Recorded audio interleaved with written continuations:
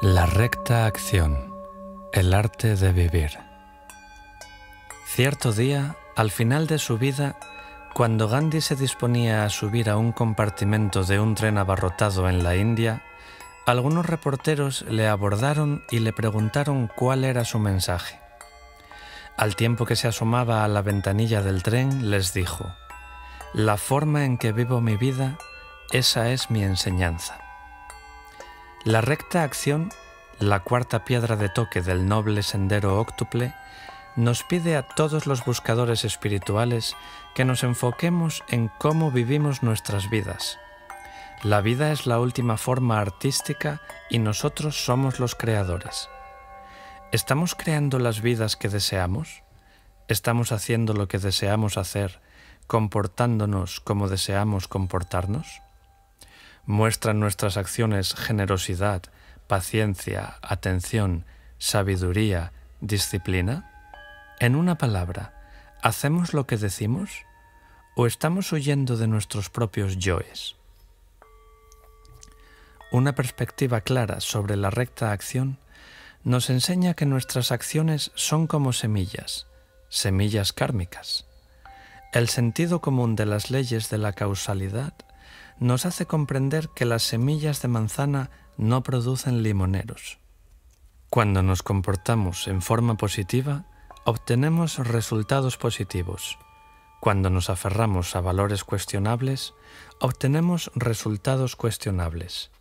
Si herimos a los demás, nos herimos a nosotros mismos. Sirviendo a los demás, nos servimos a nosotros mismos también. La práctica de la recta acción se refiere a cultivar la bondad y la virtud en el modo en que tratamos a los demás.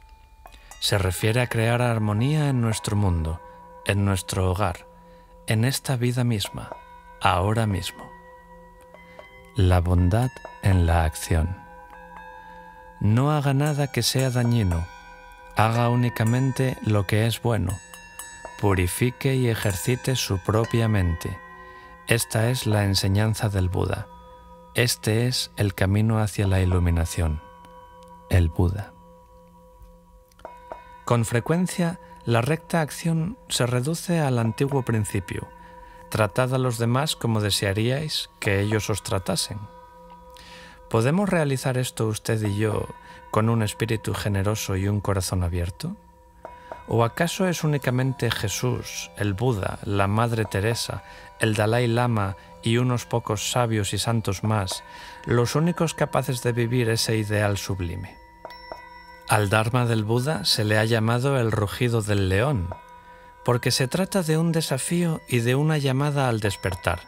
Lo mismo que el rugido del león despierta a todos los demás animales de la selva, el rugido del león del Dharma nos despierta y desafía a todos a ser lo más sabios, sanos, amorosos y compasivos que podamos, a ser todo lo que somos, a no ser nadie más, a no vivir la vida de otros, sino despertar y ser verdaderos cada día a lo que somos y a quienes somos, no solamente en lo que pensamos y decimos, sino también en lo que hacemos. La bondad y la virtud deben ser útiles para algo.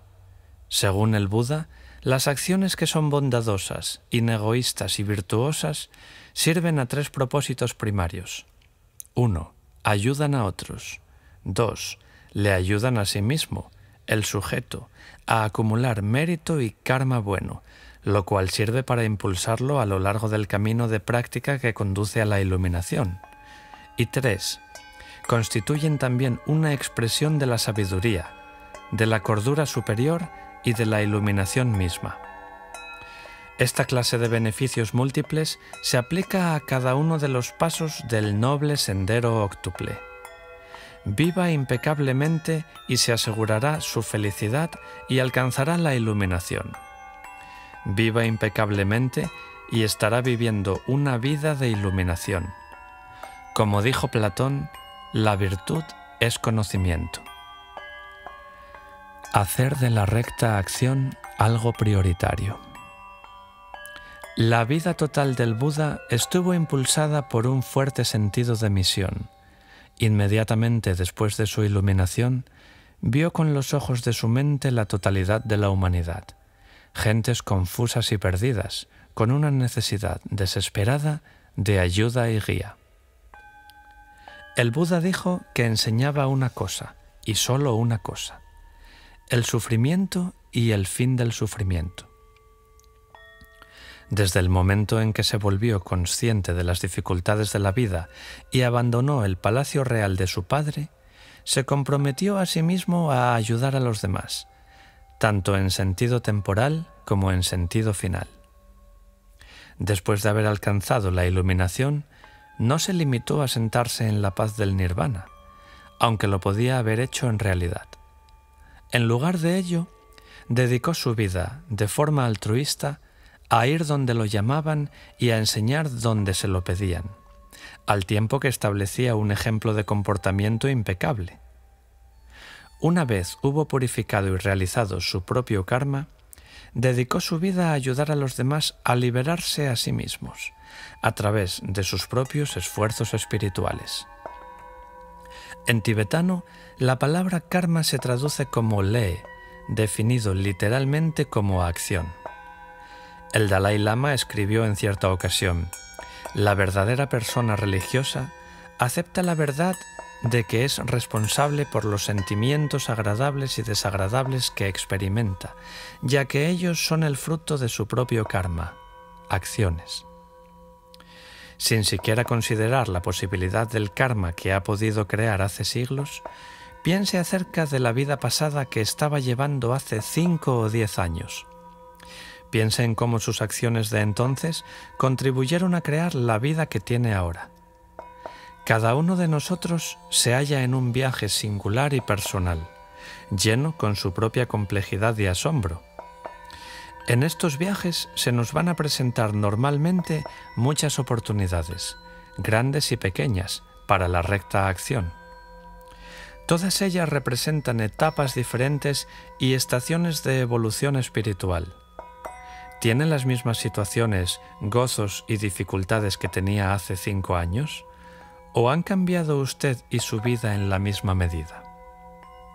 Desearía abandonar a mi esposo, que me desprecia a mí y a mi interés por el crecimiento espiritual y psicológico, pero tengo miedo que esto vaya a herir a mi hijo. ¿Cuál es la forma correcta de obrar?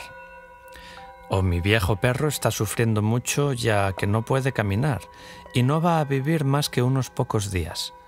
Para reducir su sufrimiento, ¿es la eutanasia una elección correcta? ¿O tengo que hacer una elección y promover a una de 2 personas igualmente calificadas? Con cualquier cosa que haga, alguien va a resultar herido.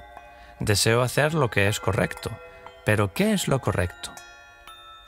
Preguntas como estas nos hacen recordar que el bien y el mal no son algo simple y fácil de captar.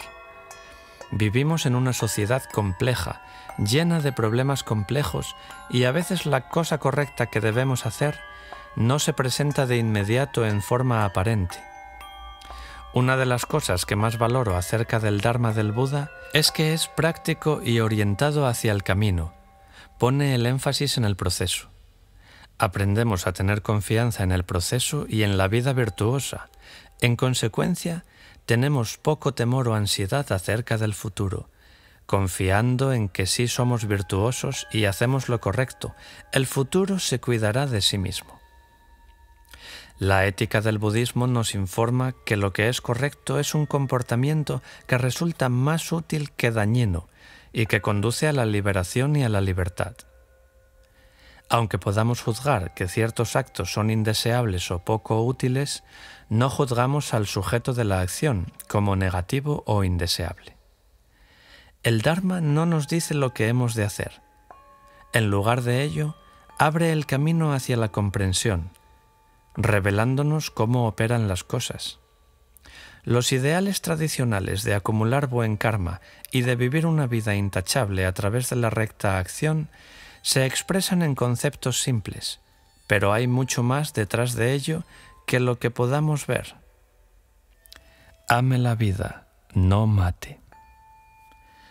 La práctica espiritual es una forma de vida sana y humana, un fin positivo en sí mismo. no es simplemente un medio para llegar al fin del nirvana. Un vivir consciente y atento requiere estar totalmente presentes, como si intimáramos plenamente con todos y con todo. Si bien es más fácil de lo que uno piensa, es también más difícil de lo que uno piensa. Durante la pertinaz estación de las lluvias, cuando abundan los insectos, algunos de los monjes más cuidadosos y conscientes en la India y en el sudeste de Asia utilizan una escoba para apartar los insectos y gusanos de su camino a medida que avanzan. Lo hacen no solo porque temen ser picados, sino porque están tratando de todo corazón de preservar, amar y respetar la vida, toda la vida. Esta actitud santa no es esencial para comenzar la práctica budista, pero sigue siendo un ideal a considerar. Los practicantes bien desarrollados que son capaces de actuar bajo la creencia de que el insecto más pequeño es un ser precioso, nos recuerdan el grado de esfuerzo, de atención y de amor que tal comportamiento demanda. No matar puede parecer una regla muy simple de seguir, pero en realidad es sumamente difícil. Por ejemplo, si yo digo, por supuesto que nunca mato, me estoy olvidando por conveniencia propia que en una sola hora de conducir de noche con la velocidad de mi vehículo, estoy matando probablemente docenas o hasta cientos de polillas e insectos que son atraídas por los faros. Pero puedo aducir, yo no lo hago intencionalmente, no actúo violentamente con ira, no pesco, no cazo. Sin embargo, algunas veces como carne, uso zapatos y cinturones de piel, o tengo cuentas de marfil en mi rosario o mala. ¿Deseaban entregar sus vidas millones de pequeños gusanos de seda para que yo pudiera usar mi camisa amarilla de lama tibetano? En verdad es muy difícil no matar jamás. Si vive en el campo y tiene un camino de tierra hasta su vivienda, cada día de verano aplastará muchos insectos. Piense en tantas hormigas que aplasta cuando se va de excursión al parque, o mientras excava los cimientos de una casa. ¿Qué pasa si hay cucarachas en su cocina o parásitos en su tracto intestinal? ¿Matar o no matar? Esa es la cuestión. Incluso el Dharma indómito puede ser afectado por una inspección de cucarachas. Algunas veces en la vida tomamos decisiones que son necesariamente tan prácticas como dolorosas. ¿Qué deben pensar de la pena capital? ¿Qué deben hacer con las termitas que se están comiendo la madera de su casa? ¿Qué posición deben asumir ante el suicidio asistido? ¿Acerca del aborto? ¿Está la guerra justificada alguna vez? Para tomar partido ante estos espinosos asuntos, debemos apreciar y examinar todos los detalles y considerar cada caso individualmente con sus propias particularidades. Cada uno de nosotros tiene que penetrar en su propio corazón y buscar las actitudes más sabias, más compasivas, más bondadosas y reverentes. Una de las pocas cosas que el Dalai Lama pidió específicamente a los educadores occidentales del Dharma es que trabajemos en contra de la pena capital. Todavía hay mucha gente que se pregunta si la pena capital puede ser disuasiva para el crimen violento, de modo que llegue finalmente a salvar vidas. Estas no son cuestiones que tengan una respuesta simple. Si logramos graciosamente pasar a través de la vida sin matar a una simple hormiga, araña o gusano, es obvio que evitaremos algunas de las consecuencias negativas del mal karma. ¿Pero es suficiente tener cuidado de que ninguno de nuestros pasos dañe a un solo ser? ¿O necesitamos también dirigir nuestras energías y acciones hacia la bondad y hacia la ayuda a los demás? A medida que mejoramos el acceso a nuestra propia y pura naturaleza de Buda, pensemos en acumular karma positivo amando la vida, respetando la vida y salvando la vida. El Dalai Lama nos recuerda frecuentemente que el bodhicitta, la compasión y el amor, que es el corazón de la iluminación, se cultiva teniendo en cuenta no solo nuestro propio bienestar, sino el bienestar de todos los seres sensibles. Para lograr esto se requiere una profunda comprensión de nuestras conexiones con los demás y de lo que significa amar a toda la vida. Esto suele significar el desarrollar un punto de vista diferente acerca de los detalles del vivir, incluso de los más pequeños. ¿Se hace realmente necesario en las noches de verano, por ejemplo, apagar la trampa eléctrica para insectos e incluso llegar casi a disfrutar del sonido sibilante de los insectos cuando puede con la misma facilidad utilizar un repelente natural menos letal que lo proteja a usted y a los insectos?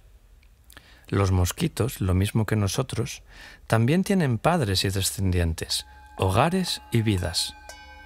Isa, el poeta haiku, escribió: «Mira al diminuto mosquito, obsérvalo cómo retuerce sus manos, cómo retuerce sus patas». Es un verdadero desafío alterar su perspectiva del mundo en tal grado como para reconocer que todos los seres tienen las mismas necesidades que usted. Es todavía más impresionante cuando uno trata de poner la creencia en acción, siendo menos egoísta. Podemos aprender a amar y venerar cada vida individual y cada forma de vida, reflexionando en que todos somos iguales, todos somos hijos de Dios, hijos de la verdad.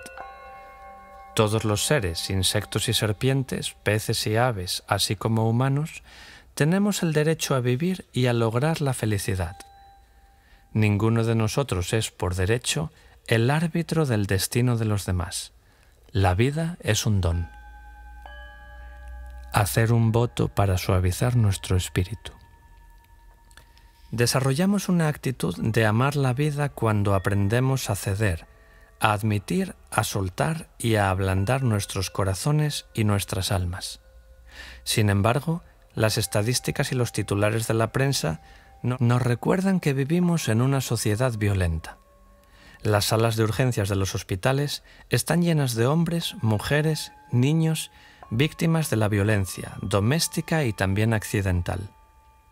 Alguno de nosotros puede haber sido muy afortunado de que su vida no fuera afectada directamente por la violencia, pero por lo general las personas suelen alguna vez atacar a sus seres queridos, a los extraños e incluso a sí mismos.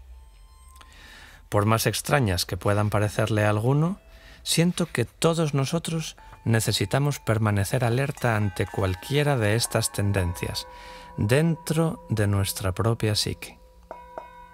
Ayudamos a mantener nuestras vidas equilibradas y sanas para ser conscientes de la oscuridad, así como de la luz que hay dentro de nosotros, de modo que nunca estamos desprevenidos ante impulsos negativos inconscientes. Hacemos un voto de no matar o dañar con el fin de que nunca olvidemos ser gentiles, bondadosos, amables, amorosos hacia todas las formas de vida de nuestro frágil planeta. No existe absolutamente nada en las enseñanzas espirituales del Buda que abogue o condene la violencia. Me parece casi superfluo que cualquier buscador espiritual necesite ser exhortado o no dañar a los demás, pero no todas las personas que se dicen estar en el camino espiritual aborrecen y evitan la violencia. En 1995, el líder de la secta japonesa Shoko Asahara distorsionó totalmente las antiguas enseñanzas espirituales que aprendió en la India, y utilizando técnicas de control mental clásicas, tales como el ayuno, las drogas, el aislamiento y la intimidación, convenció a un gran grupo de sus seguidores para realizar sus planes diabólicos y lanzar mortales ataques de gas sarín por todo Japón. La capacidad de confiar, de creer e incluso de rendirse ante algo más elevado que nosotros es una cualidad maravillosa que debemos amar. Sin embargo, los buscadores ingenuos, demasiado crédulos, pueden ser especialmente vulnerables a la explotación de líderes carismáticos, algunas veces incluso de líderes que no pasan de ser charlatanes inescrupulosos y megalomaníacos, que abogan por valores invertidos y por acciones difíciles de reconciliar con los ideales humanos. Debemos tener siempre presente que nuestro lado sombra nunca se halla tan lejos como nos gustaría creer. No tomes lo que no te den libremente. da a los demás. Esta enseñanza suele traducirse con 2 palabras, no robar, interpretando en consecuencia la palabra robar en un sentido muy literal y estrecho. Cuando hacemos esto, podemos dejar de ver las implicaciones más amplias de carácter social y psicológico. El Buda reconocía las numerosas maneras que tenemos los humanos de tomar más de lo que se nos da, robándonos de esta forma unos a otros, tantas veces como nos es posible. Puede ser que ni usted ni yo robemos conscientemente o intencionalmente, pero pensemos juntos sobre esto durante un momento. ¿Hacemos trampas con los impuestos? ¿Damos informaciones equivocadas a las compañías de seguros a fin de ahorrar dinero? ¿Invertimos en compañías que roban? ¿Compramos productos hechos por compañías que le roban a la población local, que destruyen el medio ambiente, que explotan a los trabajadores o que violan los derechos humanos, robando a los adultos, así como a los niños, su inocencia y libertad, contribuyendo de este modo a que el mundo sea un lugar más tenebroso e infeliz? El Buda advirtió a sus seguidores del peligro de tomar demasiado de la naturaleza, y también les pidió que no contaminasen los lagos ni los ríos, ni acumulasen riquezas ni recursos. Hace unos 2500 años, se alentó a los monjes a devolver algo a la naturaleza, plantando un árbol cada mes. El Buda, que había nacido príncipe, estableció el ejemplo de la simplicidad ante sus discípulos monásticos. Solía usar un manto hecho con diferentes retazos de tela vieja cosidos, un ejemplo que todavía se sigue simbolizando hoy con el manto amarillo monástico hecho de múltiples piezas, de los monjes y monjas totalmente ordenados. Alentó a los miembros de su sangha a tener solo una muda de ropa para que no utilizaran más que lo que les correspondía. ¿Han captado el mensaje? Siempre que utilizamos más de lo que nos corresponde, lo estamos tomando de alguien. Y no se trata siempre de objetos materiales o de mercancías. Quizá estemos robando el centro de la atención, o utilizando más del tiempo que nos corresponde. Pero lo que subyace en todo esto nos habla del núcleo fundamental de las enseñanzas budistas respecto a los defectos de aferrarse o apegarse. Gandhi dijo una vez: el mundo tiene suficiente para las necesidades de cada uno, pero no tiene suficiente para la codicia de cada uno. Vivir con sencillez y pureza de corazón sin apegarse, como nos han instruido el Buda y casi todos los sabios espirituales, parece volverse más difícil cada año. Nuestros abuelos no depositaban desechos radioactivos bajo tierra o en los océanos. Utilizaban papeles encerados en sus bocadillos y bolsas de papel para tirar la basura en lugar de montañas de plásticos que no son biodegradables. Ahora cada carga de lavado lleva algún tipo de componentes químicos potencialmente letales. ¿Y qué sucede con toda esa agua llena de cloro? Piense en todos los discos compactos, cámaras fotográficas, televisores, teléfonos móviles, ordenadores, impresoras. Eso es un gran exceso, particularmente cuando sabemos que millones de niños mueren cada año de malnutrición. Piense en todas las selvas que están siendo arrasadas en todo el mundo. Estas selvas naturales son como dones, como un milagro. Hacen posible que podamos respirar aire puro. Si son destruidas, ¿qué sucederá a las futuras generaciones? Quizá incluso a esta generación. La populosa China acabó con sus vastas selvas. Ahora está deforestando el Tíbet, que nunca antes había sido tocado. El poderoso suele explotar al débil, con resultados que se proyectan hacia el futuro. ¿No es este despojar semejante a robar? Si las grandes enseñanzas que hacen énfasis en la ética y la moral no se filtran desde las más altas esferas, donde tienen realmente aplicación hasta nuestras vidas cotidianas, ¿de qué nos sirven? Creo que debemos preguntarnos a nosotros mismos frecuentemente cómo podemos simplificarnos, usar menos y compartir más.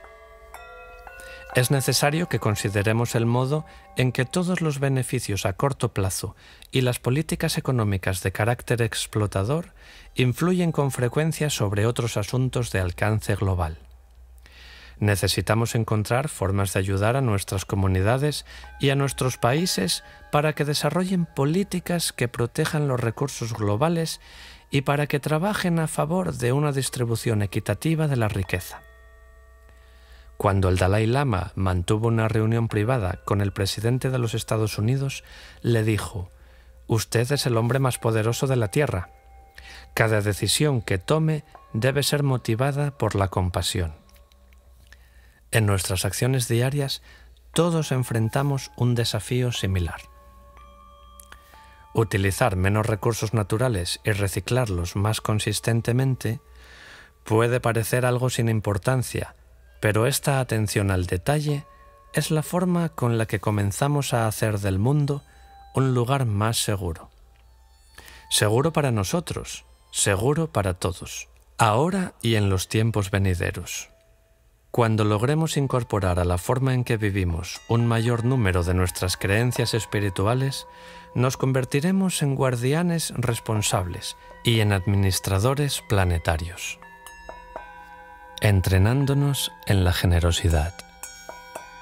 El Buda no solamente enunció preceptos negativos tales como no robar, también exhortó a sus amigos y seguidores a quedar libres de todo, a dar, a amar, a disfrutar de la vida diaria y a compartir. Dijo: «El dar trae felicidad en cada etapa de su expresión. Experimentamos gozo al conformar la intención de ser generosos. Experimentamos dicha en el acto mismo de dar algo. Y experimentamos dicha al recordar el hecho de que hemos dado». Un cuento didáctico clásico relata cómo el Buda en cierta ocasión aconsejó a un acaudalado terrateniente. El problema del hombre era su incapacidad para dar, ni siquiera para compartir un poco de su riqueza y de sus posesiones. Esto podemos tomarlo como una metáfora representativa de su incapacidad para el desprendimiento en cualquier aspecto de su vida. En este cuento didáctico, al tiempo que el Buda le enseña a este personaje el modo de entrenarse a sí mismo desde lo externo hacia adentro, el Buda se muestra como un experto anticipado e intuitivo en los beneficios de la modificación del comportamiento constructivo. El Buda instruyó al rico terrateniente a comenzar pensando que su mano derecha e izquierda están separadas y desconectadas. Luego le dijo que practicara la generosidad tomando una moneda en su mano derecha y dándosela a su mano izquierda. Una vez que el personaje aprendió a desprenderse de una pequeña moneda, desde un bolsillo al otro, desde una mano a la otra, el Buda le pidió que lo hiciera con sumas de dinero más grandes. Finalmente, el hombre comenzó a cultivar el desprendimiento, la generosidad y el desapego. Cuando se acostumbró a desprenderse del dinero, el Buda le pidió que suavizara su corazón endurecido y que utilizara mejor sus riquezas haciendo regalos, primero de poco valor y luego más valiosos, a los miembros de la familia y después a los amigos y finalmente a los mendigos y extraños. Por medio de esta práctica del dana, dar, este hombre se volvió mucho más feliz, más libre, más contento y amado por todos. ¿No necesitamos todos alguna forma concreta de entrenamiento que nos ayude a ser más generosos y desprendernos de todo más gentilmente? Todos nosotros, cada uno de nosotros sin excepción, tenemos mucho que dar. Si al menos tuviésemos conciencia de ello, podemos dar y hacer regalos de bondad, de oraciones, de apoyo, de tiempo y de empatía. Podemos dar a los amigos, a familiares, a los extraños e incluso a la misma tierra. Podemos ejercitarnos en ser más desprendidos, ecuánimes y flexibles, desprendiéndonos de nuestras posiciones rígidas y de nuestras ideas fijas. Cada acto de dar es una buena acción que le acompañará como parte de su buen karma. No podemos llevar con nosotros más allá de la tumba nuestras riquezas, posesiones ni nuestros amigos. pero acumularemos tanto o más karma del que podemos imaginar. Comience a dar de inmediato. Utilice su riqueza, talento y energía para hacer el bien, y esto le acompañará sin duda en la otra vida. Abriéndose a la mente-corazón libre de codicia. La exhortación de abstenerse de robar, por supuesto, va mucho más allá y, en definitiva, está relacionada con la mente-corazón natural y sin deseo y con la paz total del nirvana. Se trata de un continuo. Comenzamos por no tomar más que la parte que nos corresponde y finalmente esto puede desembocar en una actitud de profundo desprendimiento y de dejar de ser. Esta es la liberación segura del corazón, como el Buda la llamó. El acto de trabajar con nuestra vida y con nuestro camino, e incluso dar gracias por ello, como nos enseñan algunos sabios, es uno de los más difíciles desafíos en el camino de la iluminación. ¿Somos capaces de estar abiertos a cada experiencia y a cada momento tal y como son? ¿O estamos siempre buscando algo más, algo mejor o diferente? ¿Somos capaces de aceptar lo que nos dan o dejan de darnos nuestros familiares y seres queridos?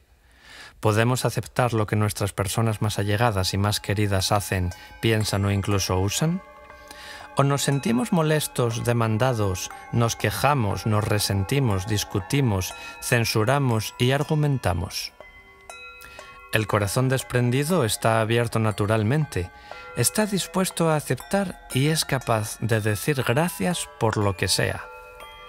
Es el umbral de la forma incondicional de ser, del valor espiritual supremo. Abstenerse de una conducta sexual inmoderada. La energía sexual está presente en casi todo lo que hacemos. El sexo forma parte de la vida.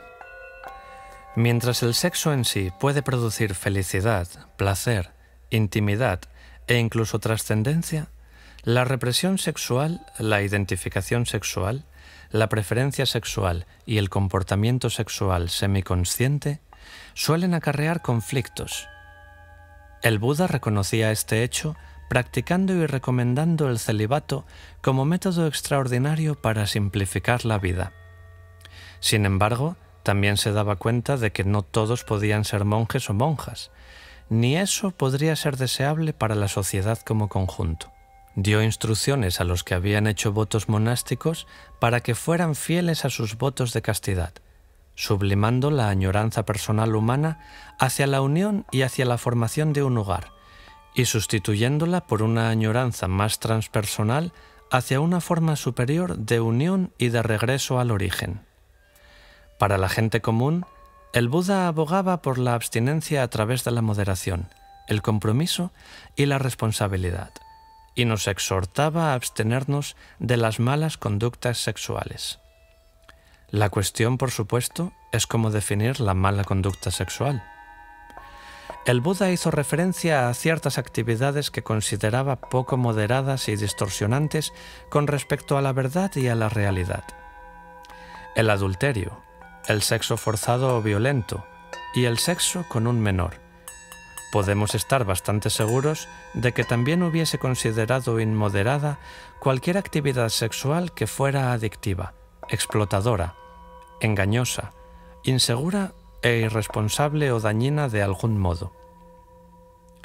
En estos días de avances sexuales cambiantes existen muchos aspectos nuevos: la preñez de adolescentes, la experimentación sexual a gran escala, la monogamia consecutiva y las enfermedades de transmisión sexual que amenazan la vida, para nombrar solo unas pocas.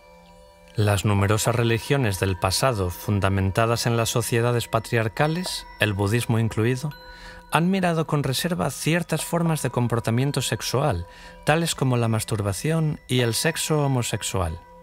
Sin embargo, la mayoría de maestros del Dharma contemporáneos entienden que estos comportamientos se encuentran dentro de los límites y son llevaderos desde el punto de vista kármico.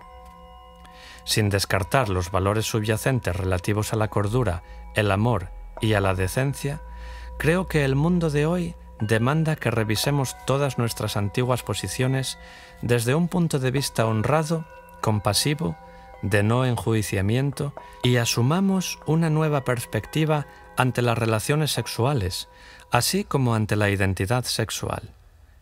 Esta es una forma en la que podemos ayudar a mantener el Dharma vivo para todos nosotros. Muchos de nosotros estamos luchando todavía con la inclinación a tratar el sexo como si fuera algo separado y desconectado de quienes somos.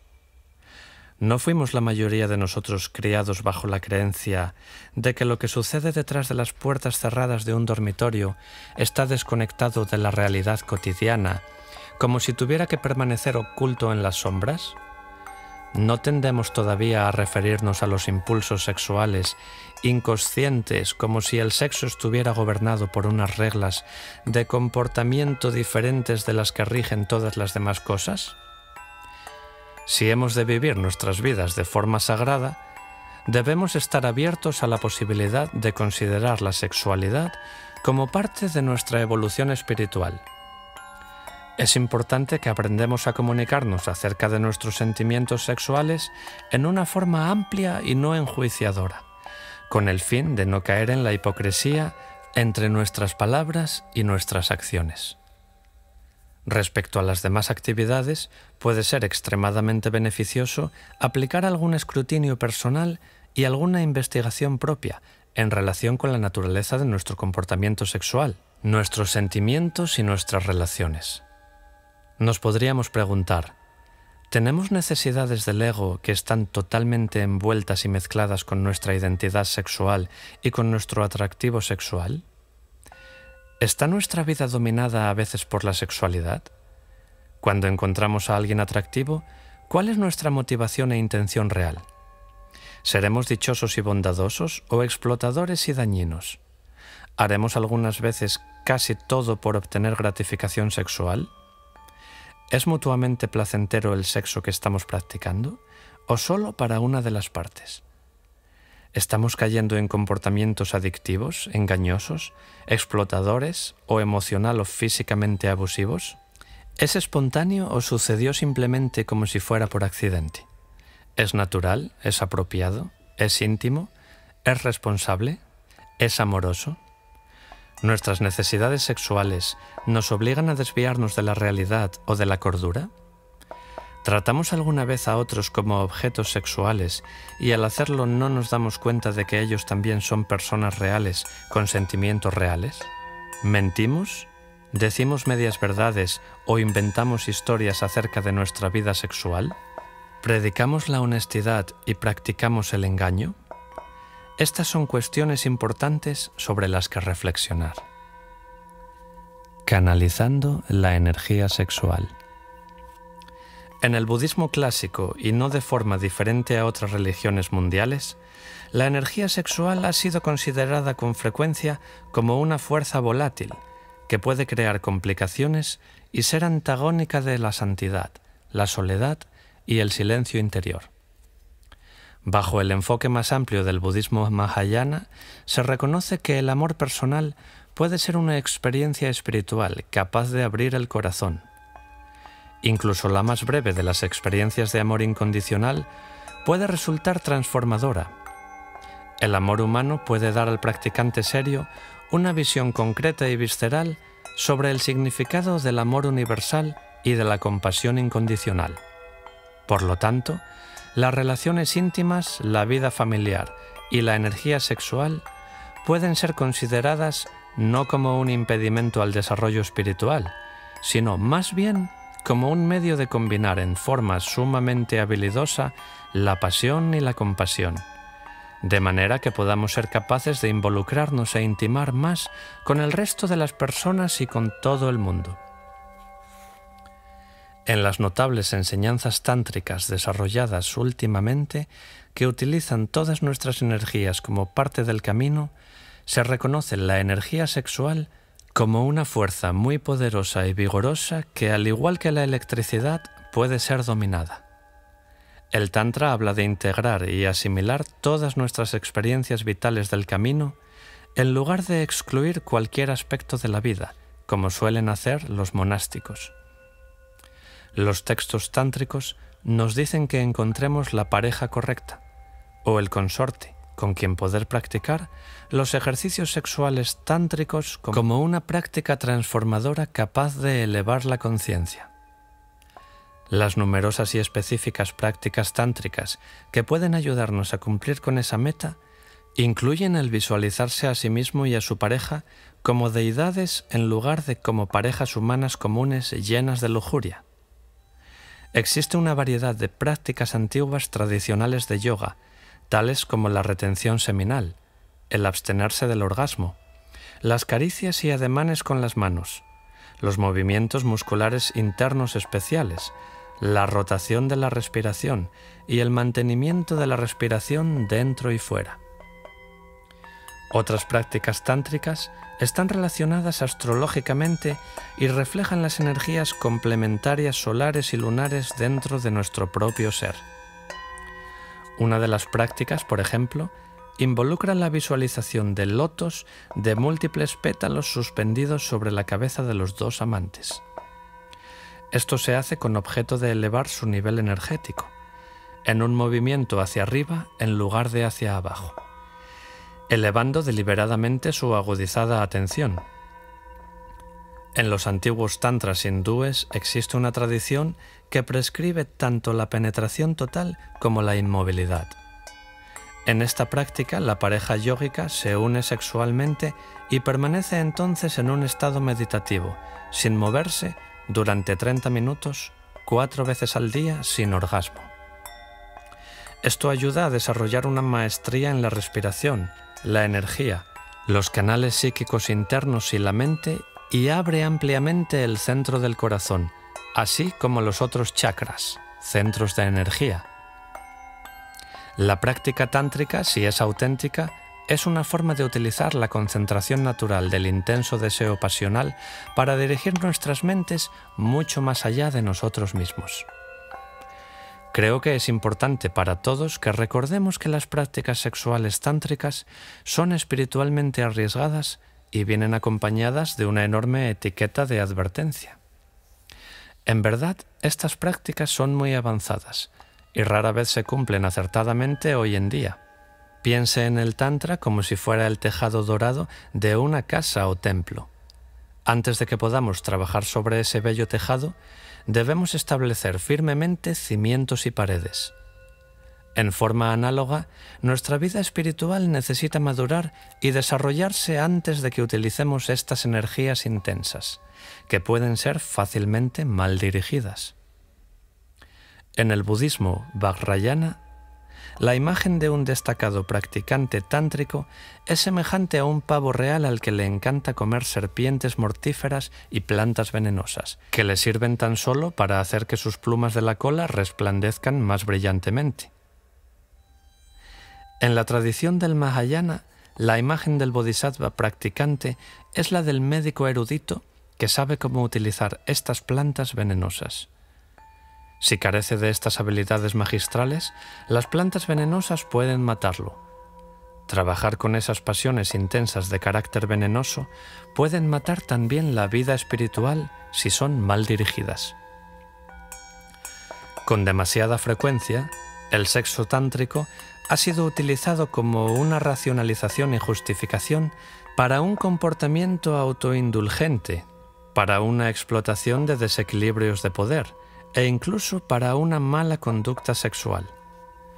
Algunos yogis han exagerado y se han desviado hacia la sensualidad, en lugar de continuar su desarrollo espiritual congruente con su intención original. Esto nos recuerda que para el practicante sincero, el sexo tántrico puede convertirse en una peligrosa actuación en la cuerda floja. La práctica sexual tántrica no tuvo nunca la intención de ser una forma de justificar la adicción sexual o la hipocresía. Algunos maestros modernos notables han resbalado por esta pendiente. El budismo no ha quedado inmune a la misma clase de escándalos sexuales que han golpeado otras instituciones religiosas. Incluso a aquellos que han hecho votos de celibato se les ha visto racionalizar sus relaciones sexuales en nombre de prácticas espirituales elevadas de sexo tántrico. Si nos vemos involucrados en esta llamada sabiduría loca, un avanzado estilo tántrico de enseñanza y práctica, haríamos bien en preguntarnos si nuestras vidas se están convirtiendo con ello en más sabias o más locas. El acto sexual, si se realiza con la máxima sinceridad, puede proporcionar la forma de ser transportados más allá del sentido habitual del egoísmo finito y separativo y de experimentar un rapto semejante a la unión mística divina, aunque sea momentáneamente. Los tantras budistas presentan una forma de realizar esas experiencias y utilizar la energía sexual como un propulsor hacia experiencias más penetrantes y amplias de desarrollo, liberación y despertar espirituales. Absténgase de tóxicos que causan desasosiego. La mejor droga para la mente es la verdad. El cuento del monje desafortunado es un cuento didáctico tradicional que recuerda la sabiduría de Esopo, que se suele utilizar para ilustrar la forma en que los tóxicos causan desasosiego. Mientras lo leen, noten cómo los preceptos educativos están entremezclados y son dependientes unos de otros. Un encantador día de primavera, un monje había salido en sus rondas como mendigo cuando la bella esposa de un acaudalado hombre de negocios, queriendo comprobar si el monje era susceptible a la tentación, lo invitó a su casa. Una vez allí, estableció con él una conversación llena de contenido. Cuando el monje finalmente se percató de que había pasado demasiado tiempo, se dirigió a la puerta y descubrió que estaba cerrada con llave. «Por favor», le pidió a la mujer, «¿puedes abrir la puerta?» «Todavía no», dijo la mujer. «Te dejaré salir de la habitación si haces una de las siguientes cosas. Si matas la cabra que está atada en la parte de atrás de la casa, si haces sexo conmigo o si te bebes este jarro de vino». El monje pensó en la manera de salir de esta terrible situación. Como budista pacífico, no podría enfrentarse violentamente con la mujer para salir de la casa. Matar la cabra significaría romper el precepto que prohíbe matar. Hacer sexo sería romper sus votos monásticos de castidad. En este caso, también significaría adulterio, lo cual es una mala conducta sexual y también un robo. El perturbado monje decidió que lo menos ofensivo que podría hacer sería beber el vino, que no heriría a nadie sino a sí mismo. De manera que eso fue lo que hizo. Pero al no estar acostumbrado a licores fuertes, el infeliz monje se puso muy borracho, lo cual debilitó todas sus convicciones. En aquellas circunstancias tenía tanta hambre y tanta carencia de atención que mató a la cabra y mientras la estaba cocinando hizo sexo con la mujer. De esa forma rompió todos sus votos de pureza. La moraleja de esta historia, por supuesto, es que los tóxicos, tanto si se trata de licores como si se trata de drogas, pueden exaltar las pasiones y crear un estado de desasosiego mental que a su vez conduce a otros problemas. La enseñanza tradicional dice que las sustancias que alteran la mente pueden hacer que el discípulo se precipite por una pendiente larga y resbaladiza. Aunque usted pueda comenzar pisando firme, si no está atento y consciente, antes de que se dé cuenta puede encontrarse a sí mismo resbalando incontrolablemente hacia aguas profundas y sucias. Es mejor tarde que nunca. Cuando se le pidió a un anciano maestro zen que relatara su biografía, exclamó: «Simplemente un error tras otro». Mientras pensamos acerca de la recta acción, no podemos menos que reflexionar sobre nuestros errores. Todos hemos hecho cosas que desearíamos poder deshacer. Todos sentimos arrepentimiento. Recientemente un joven me contó: «Estoy condenado al mal karma debido al aborto que mi compañera y yo decidimos que se hiciera 3 años antes de casarnos». Desde entonces nos hemos convertido en budistas y hemos descubierto que los maestros tradicionales del Dharma consideran que hemos matado a un ser sensible, que es el peor de los pecados, y que las repercusiones kármicas se dice que implican renacer en el infierno. ¿Existe alguna forma de expiar nuestros pecados? Dudo que merezca la pena perseguir el camino espiritual si ya estamos condenados irrevocablemente. Le dije que ante todo deseaba considerar personalmente cada situación individual de forma objetiva, antes que ajustarme a una interpretación férrea de las reglas de la causa y efecto kármicos. El asunto de la motivación es siempre relevante en el budismo. ¿Por qué decidieron hacer un aborto en aquella ocasión? ¿Fue hecho descuidadamente y sin mucha consideración? ¿O tal vez existían razones sustanciales? ¿Estaba en juego realmente la salud y la seguridad de la madre, tanto física como la emocional? Cuando se toman decisiones vitales graves, con el mayor cuidado y con deliberación concienzuda, amando la vida en todas sus formas y considerando las más amplias implicaciones del acto, con una intención genuina de realizar la acción más compasiva, inteligente, correcta y apropiada, en lugar de simplemente tomar el camino más fácil, el karma no es tan pesado de sobrellevar. No es pertinente hablar del infierno en este caso. La tradición budista nos dice que todo es impermanente, que no existe un infierno eterno para nadie, aunque podamos experimentar estados y experiencias de la mente infernales. Estos se crean a través de hechos, palabras y pensamientos intensamente violentos, curiosos y negativos, que son acciones kármicas. Casi todo el mundo ha hecho algo de lo que se tiene que arrepentir. El mismo Dalai Lama ha escrito acerca de cómo, siendo un adolescente, dirigió su tirador hacia un pájaro que pasaba volando cerca. Afortunadamente no le acertó, pero todavía se acuerda del impulso que sintió. Las enseñanzas budistas revelan que el karma negativo posee una faceta o aspecto positivo. Puede ser reparado. Esto hace que todo se pueda compensar. De hecho, podemos expiar nuestras acciones negativas a través del reconocimiento y la confesión ante nuestra conciencia de nuestros malos actos, con sincera actitud de arrepentimiento. Jurando no volver a hacer semejante mal, salvando vidas, protegiendo a algunas criaturas, etc., los practicantes budistas aprenden a purificar y transformar el karma malo y a agotar su impacto por completo, volviéndose finalmente libres de ello y liberados de sus consecuencias.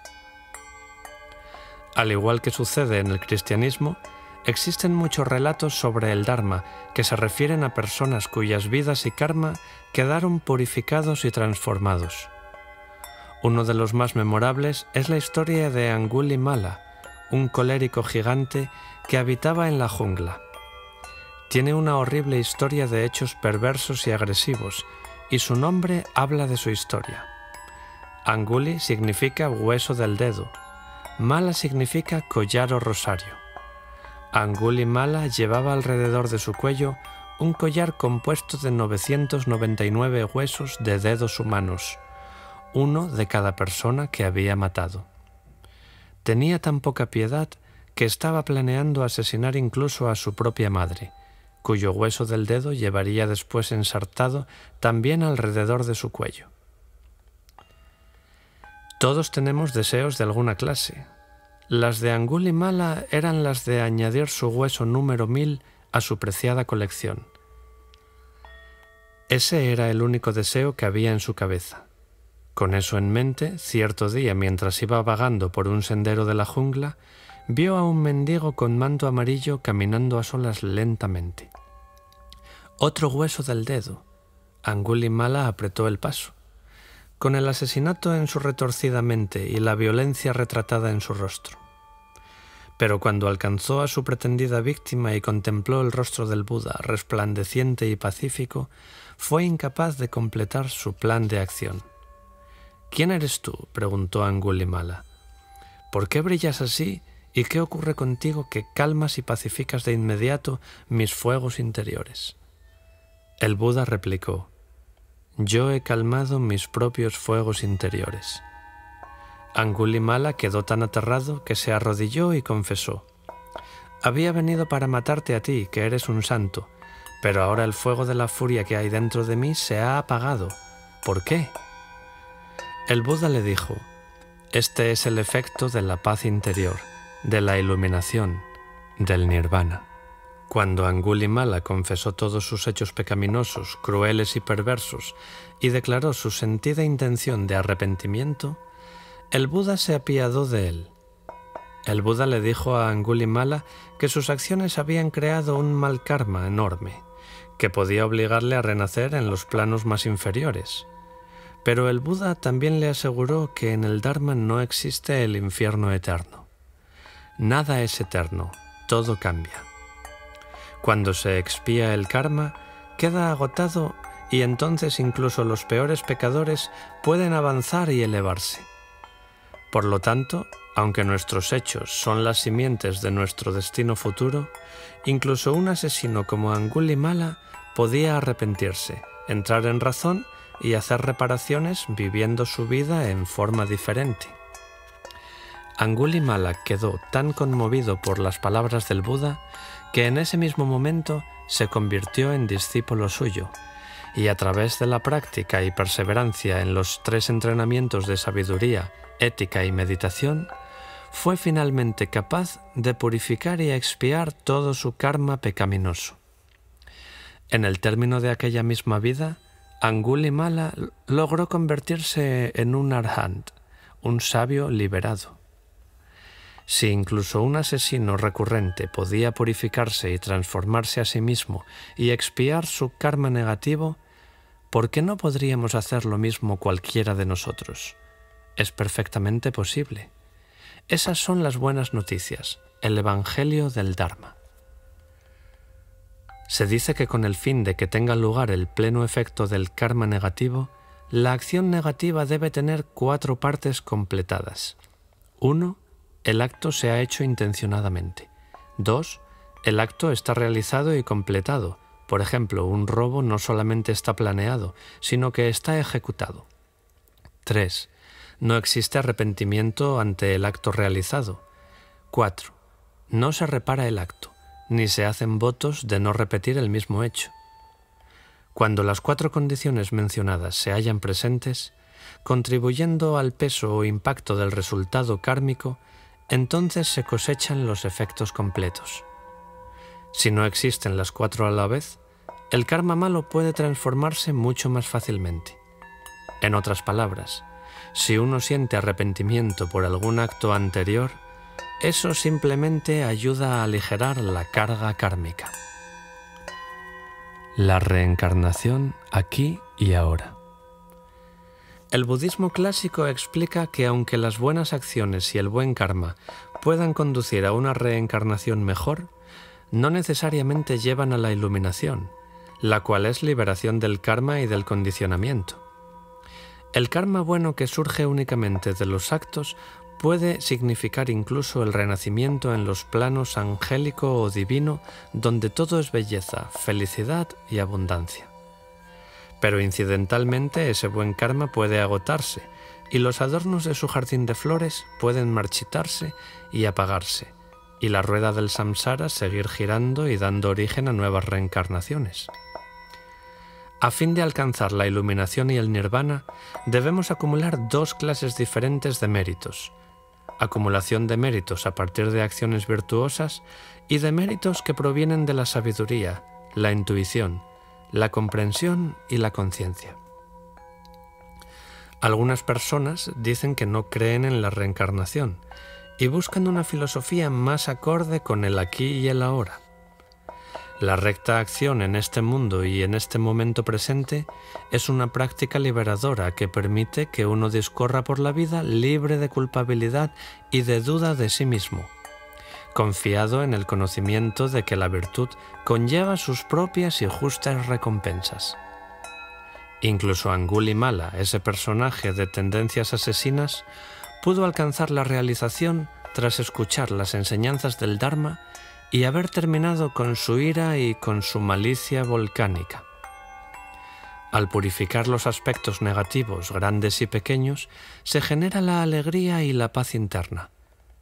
El vivir virtuoso constituye un impulso para el mundo entero.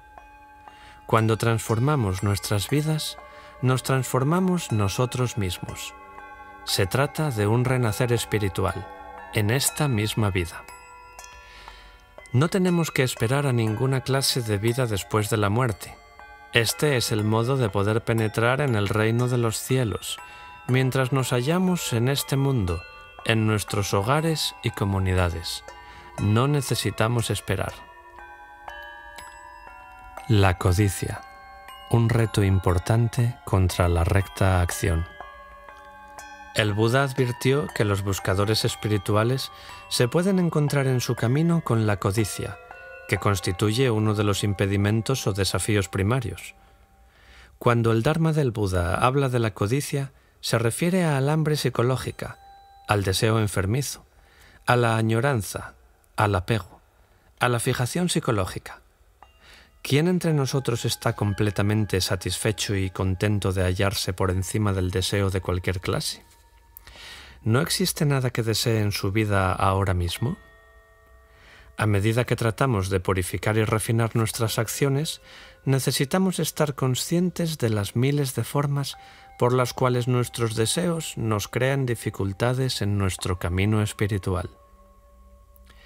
Se dice que la visión del ladrón está tan distorsionada que incluso cuando se encuentra a un santo, todo lo que puede ver es la billetera del santo. Pregúntese a sí mismo, ¿existe algo o alguien que usted codicie tanto que llegue a ofuscar su juicio y su visión? ¿De qué siente hambre? ¿Existe algo que genere sentimientos tan intensos que su consecución pueda sustituir a su desarrollo interno? Se suele decir que todos tenemos un precio. ¿Cuál es el suyo? No se venda barato o tendrá que pagar por ello. El enfrentarse al desafío del deseo es una experiencia muy confusa. Puede resultar tentador considerar este impedimento particular y racionalizarlo para desecharlo, diciendo que no se trata del deseo que estamos sintiendo, que esto es algo diferente. Por ejemplo, John no cree que siente avidez por el dinero y por el éxito. Piensa que está tratando de ganar el sustento para su familia. Sin embargo, cuando John está haciendo una venta, se olvida por completo de la humanidad de la otra persona y de su propio concepto del bien y del mal. Solo piensa en cerrar el trato, lo cual constituye su forma de ganar y afianzar su dominio y superioridad. El dinero significa para él más que el modo de vida. Esta es su forma de sentirse superior. Mary está obsesionada por los altibajos de su relación con su compañero. No sabe lo que haría si él no estuviera en su vida, de modo que tolera su comportamiento frustrante y emocionalmente abusivo. No cree que lo que está experimentando es codicia o avaricia, debido a que sus sentimientos son mucho más complicados que el sexo. Se aferra a cualquier contacto que pueda tener con él y se dice a sí misma que, puesto que se siente tan absorbida por otro ser humano, no sabe desear lo suficiente para ella misma. Mary no contempla esto como un problema espiritual interno. Cree que todo depende de él. Greg siente avidez por una vida más excitante, menos doméstica. Su necesidad de emociones es tan grande que no es capaz de ver en forma real cuánto necesitan sus hijos de su atención. En lugar de querer a su familia y de dedicarles el tiempo que necesitan, muestra su resentimiento en docenas de pequeñas formas. El ejemplo de las polillas. Purificarnos de la avaricia y del deseo es un proceso complejo y sutil. Una buena analogía es la de una polilla desorientada que se consume en la llama de la vela hacia la que es atraída finalmente. Algunas veces deseamos algo tan desesperadamente que creemos no poder apartarnos de nuestra meta. Al aferrarnos a tales objetos de nuestro deseo, nos dejamos llevar y perdemos completamente la perspectiva. Nuestra aprensión es tan firme que las manos con las que nos asimos quedan heridas al colgarnos de aquello que queremos, aunque difícilmente se trate de un asunto de vida o muerte. El deseo trae más deseo. Muchos de nosotros llevamos vidas en las que estamos siempre deseando algo. Así es como pensamos encontrar la felicidad. Sin embargo, la verdad es que yendo incesantemente de un objeto de deseo a otro, únicamente perpetuamos la insatisfacción y los patrones de adicción en nuestras vidas. Tanto si se trata de una mejor relación, de un mejor sexo, de un mejor empleo, de mejores ropas, de mejores viviendas, de un mejor coche o de un mejor carácter. El deseo puede consumir fácilmente nuestra vida, al igual que si bebiéramos agua salada para apagar la sed. Tratar de satisfacer nuestros deseos momentáneos no es satisfactorio, al menos no durante mucho tiempo. A lo largo del camino espiritual, esté preparado para confrontar deseos compulsivos una y otra vez. Observe lo que desea, observe lo que más le atrae o le repele. Dese cuenta qué botones pulsa usted para los estímulos externos y cómo responde a cada uno de ellos. Todos hemos invertido cierta intensidad emocional y energía en desear, alcanzar, acumular y poseer. ¿Cómo sucede esto? ¿Qué pasa en su caso? Repase simplemente los sospechosos más frecuentes y ponga cuidado en ellos: el amor, la gratificación del ego, el sexo, los placeres sensuales, el dinero, las posesiones, la fama, la seguridad, el poder. ¿Estamos haciendo tratos con el demonio, como Fausto? Cuando el Buda dio el sermón del fuego en Gaya, ante 1000 discípulos les dijo que todo está ardiendo, ardiendo con el fuego de la codicia, con el fuego del odio, con el fuego de la ilusión. No desee nada y quedará liberado y será libre. El tercer patriarca Zen cantaba: el camino no es difícil para aquellos que no tienen preferencias. A medida que uno hace elecciones en las que ha de basar sus acciones, observe lo que le está motivando. La carencia de deseos es la paz del nirvana. Desprenderse del apego merece finalmente la pena. Libérese y deje que se manifieste el Buda. Ser creativo realizando buenos actos. Reírse con frecuencia y mucho. Ganar el respeto de las personas inteligentes y el afecto de los niños. Ganar la apreciación de críticos honrados y soportar la traición de los amigos falsos. Apreciar la belleza. Encontrar lo mejor en los demás. Dejar el mundo un poco mejor, ya sea mediante un hijo saludable, un jardín o una condición social mejorada. Saber que al menos una vida ha respirado mejor porque uno ha vivido. Esto es haber triunfado. Ralph Waldo Emerson. El Dharma nos instruye firmemente acerca de que no es suficiente evitar el comportamiento negativo. Tenemos que alentar la acción positiva. Algunas veces deseamos ayudar a los demás, pero estamos tan abrumados por todo lo que se necesita hacer en este mundo que no sabemos por dónde empezar. Tenemos la esperanza de que mañana o la siguiente semana, cuando todo se calme, seremos capaces de convertirnos en los seres humanos activamente compasivos que podemos ser. Ponemos de lado la bondad, lo mismo que ponemos de lado el comenzar una dieta. No sabemos qué hacer primero y carecemos de marcos de trabajo apropiados para nuestras buenas intenciones. Por ejemplo, por más que ame a los niños, puede que disponga de un tiempo y de unos recursos limitados. Puede sentir preocupación profunda por los enfermos, pero carece de conocimientos médicos. Entonces, ¿qué puede hacer? Hace algún tiempo, ingresar en una orden religiosa era una opción factible para las personas que deseaban dedicarse por entero a hacer buenas obras. Pero hoy en día, si se desea actuar de acuerdo con sus intenciones compasivas, probablemente tendrá que hacerlo dentro del contexto de la vida que está viviendo.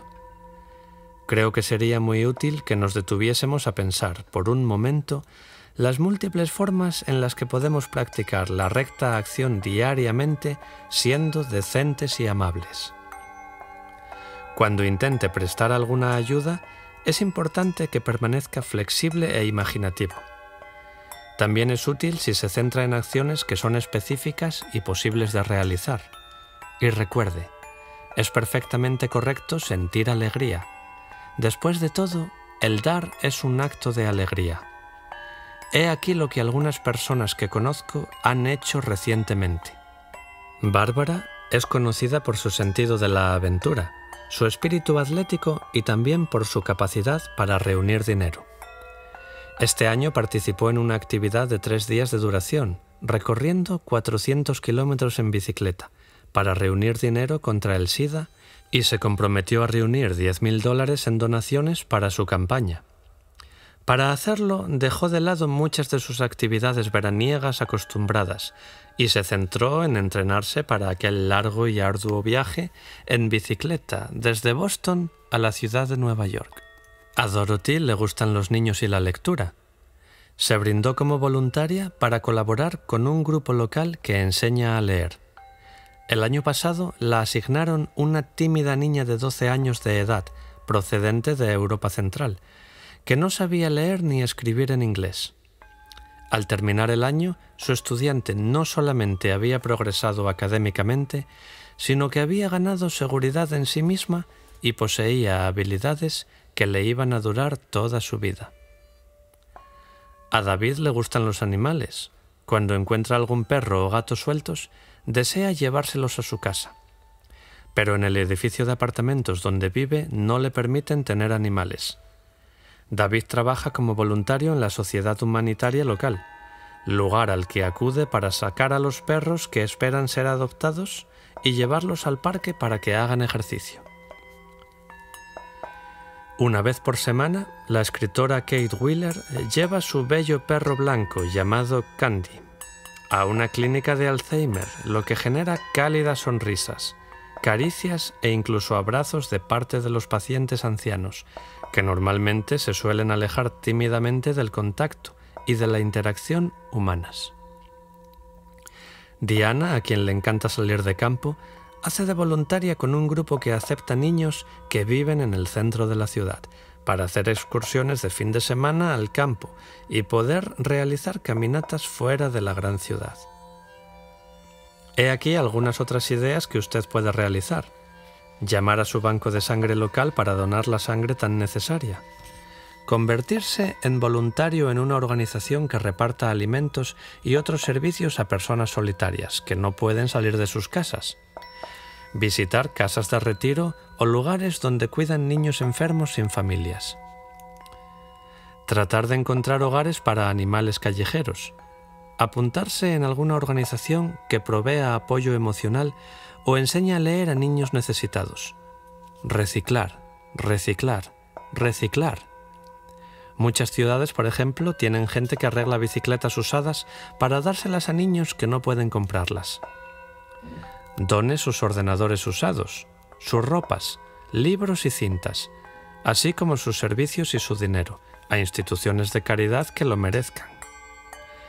Trate de mirar a los ojos y al corazón de cada persona con la que se encuentre. Intente tratar a todos con amabilidad, calor y aceptación. Puede que no sea capaz de salvar al mundo entero de una vez, pero sí puede hacer más feliz, aunque sea tan solo la vida de una única persona, estará produciendo una diferencia. Un par de guantes calientes para un par de manos frías pueden servir de gran ayuda. Una pieza de basura menos a lo largo de una autopista puede ayudar. Cada sonrisa es útil. Realice actos aleatorios de amabilidad y actos de belleza sin propósito. Si desea hacer que la recta acción forme parte de su vida diaria, puede que sea útil para usted convertirse en parte de una comunidad de servicio activo social o espiritual. El Buda solía decirles a los buscadores lo mismo que le voy a recordar otra vez. Un grupo de amigos con intenciones semejantes y espíritus bondadosos pueden hacer mucho para mantenerle conectado a su naturaleza superior. No importa que encuentre este grupo entre un sangha budista, una iglesia, un templo, una reunión de cuáqueros, un grupo ecológico o un grupo de apoyo. Comience a asociarse más frecuentemente con otras personas que muestren preocupación por tratar de incorporar las buenas obras y las metas significativas a sus actividades de la vida diaria. Esto le servirá de ayuda para encontrar una orientación y un apoyo amable para sus intenciones positivas. No importa la edad que tenga, la ocupación o el sexo. Existen infinidad de formas para actuar con sabiduría, compasión y altruismo, que le traerán múltiples bendiciones. Acuérdese del cartel pegado en el parachoques. Piense globalmente, actúe localmente. Póngase a hacerlo. Evitando la compasión del idiota. Un amigo adicto al alcohol, las drogas, el juego o las compras le pide a usted que le preste algo de dinero, solo esta última vez, para alimentar su hábito. Su hijo le pide permiso para hacer algo que es potencialmente destructivo o perjudicial. Su pareja es consistentemente dañina, abusiva y poco bondadosa. Sin embargo, constantemente la está perdonando. Su familiar o amigo con problemas hace algo que usted sabe que está mal y luego le convence para participar en taparlo de forma que no tenga que enfrentarse a las consecuencias. Si usted cede a tales demandas, está practicando la compasión del idiota. Trungpa Rinpoche acuñó esta adecuada frase para denominar esa compasión falsa y mal concebida. Estamos haciendo el tonto cuando nos congratulamos en practicar este comportamiento compasivo, cuando en realidad lo que sucede es que estamos siendo demasiado elásticos. Con toda probabilidad estamos siendo perezosos, temerosos y hasta dependientes. La pseudocompasión del idiota es contraproducente y puede facilitar a los demás que se hieran todavía más.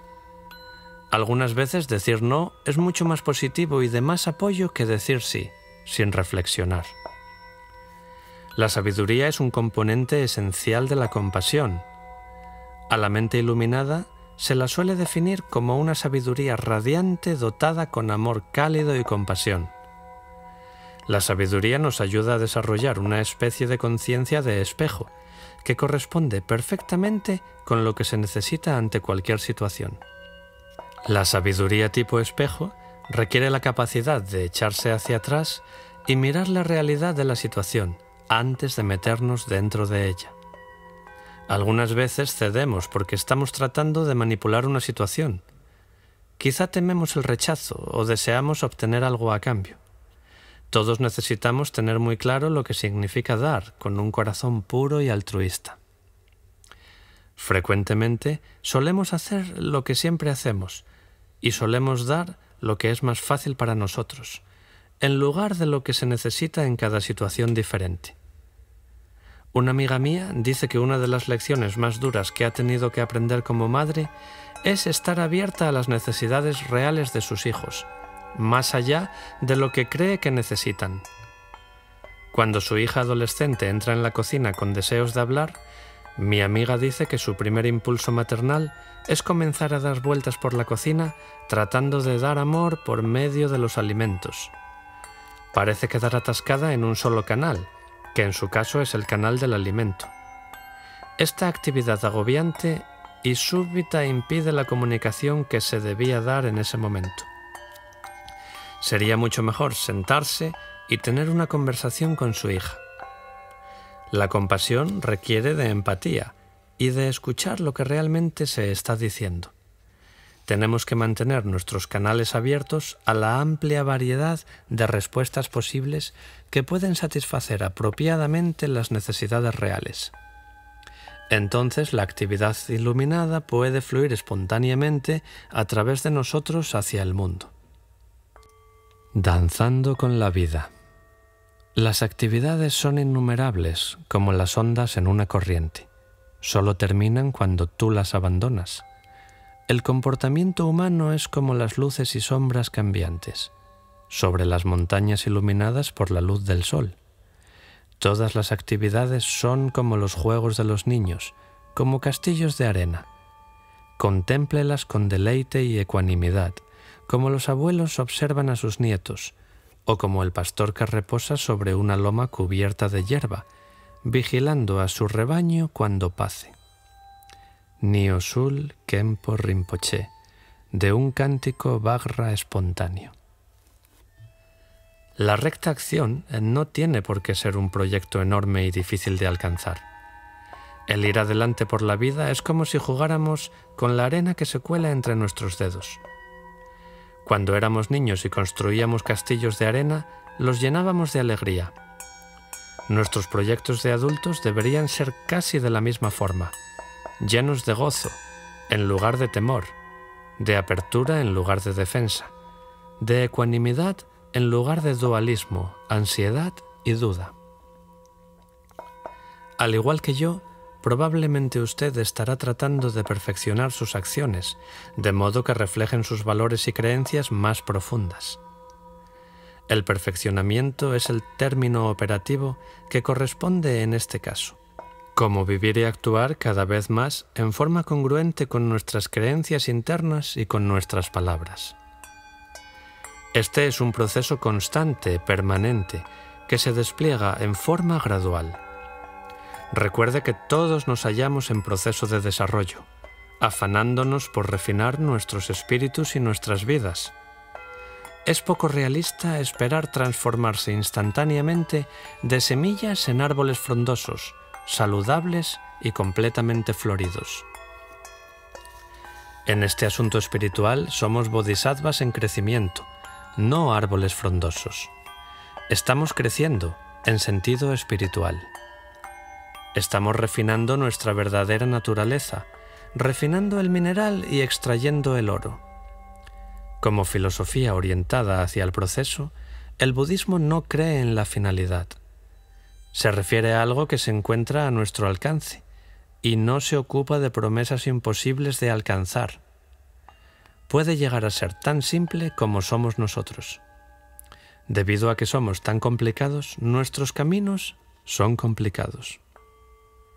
Para reunir nuestras creencias espirituales y nuestras preocupaciones y aplicarlas a la vida diaria, es necesario que aprendamos a tratar a la vida como a una compañera de baile íntima.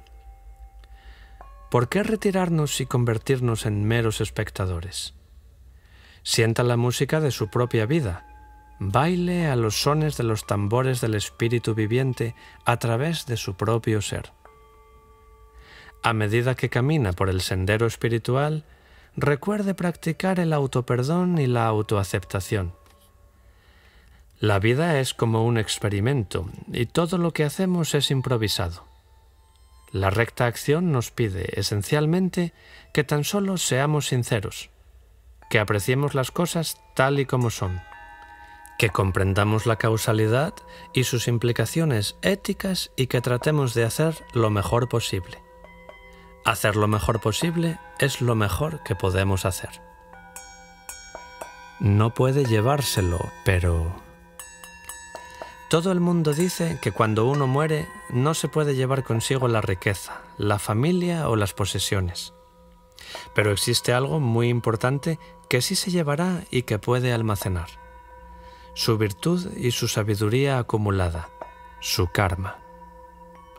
Los tibetanos dicen que cuando morimos nos quedamos con tan poca cosa de la vida que cada uno de nosotros es como un cabello que se despega de la mantequilla. No nos llevamos nada, todo lo dejamos atrás. La única cosa que permanece es el karma que hemos acumulado a través de nuestras acciones, palabras y pensamientos. Tanto si cree como si no en la doctrina tradicional de la reencarnación, considere que en esa etapa crucial del viaje, a la hora de la muerte, cada uno de nosotros se lleva consigo nada más que su sabiduría y su virtud acumuladas. Este es un plan de inversiones que no puede fracasar. Puede depositar su fe en ello. Meditaciones sobre la recta acción.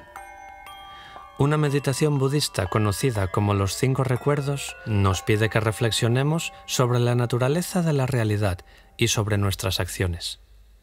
Esto puede ayudarnos a decidir cuáles son nuestras prioridades y cómo debemos pasar nuestros días.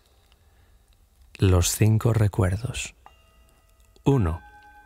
No existe modo de escapar al envejecimiento. Yo también seré viejo. 2. No existe modo de escapar a la degeneración física. Mi cuerpo también se debilitará. 3. No existe modo de escapar a la muerte. Yo también he de morir. 4. Todas las cosas y todos los seres cambian. Hemos de separarnos incluso de los seres amados. 5. Mis actos permanecen siempre conmigo como inclinaciones. Solo mi karma me acompañará cuando muera. Mi karma es la base sobre la que me encuentro. Comenzando y finalizando el día. Al despertarse cada mañana, comience el día reafirmando su intención de practicar la compasión y la bondad amorosa. Acuérdese cada día de trabajar para desprenderse de los apegos del ego, del egoísmo, de controlar el comportamiento, los pensamientos negativos, la posesividad, la agresión, el resentimiento y la confusión. Resuélvase cada día a encontrar alguna manera sencilla de cambiar algún patrón de comportamiento establecido y trate de hacerlo. Cuando se acueste por la noche, reflexione sobre el día que transcurrió.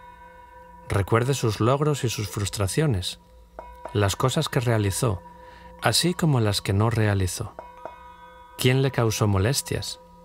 Utilice el discernimiento claro y la conciencia discriminativa para examinar en forma genuina su comportamiento y la calidad de su vida. Reconozca sus patrones familiares repetitivos. Evalúe cuán fructíferos son en realidad. Finalmente, examine el día que terminó, buscando resentimientos pendientes y pensamientos autodestructivos, dañinos, egocéntricos o narcisistas. Regocíjese de todas las buenas obras, tanto de los demás como de las suyas propias, y comparta todo ese karma bueno. Le ayudará a encontrar reposo. Y luego repose. Lo que tiene que hacerse, hecho está, como dijo el Buda. Espera, espera, clamaba un seguidor en cierta ocasión, después de que el Buda había desaparecido en la selva. Ya me detuve hace tiempo, replicó el Buda. ¿Cuándo vas a parar tú? Si te gusta lo que escuchas, considera suscribirte al canal y darle a me gusta para ayudarnos a seguir compartiendo contenido.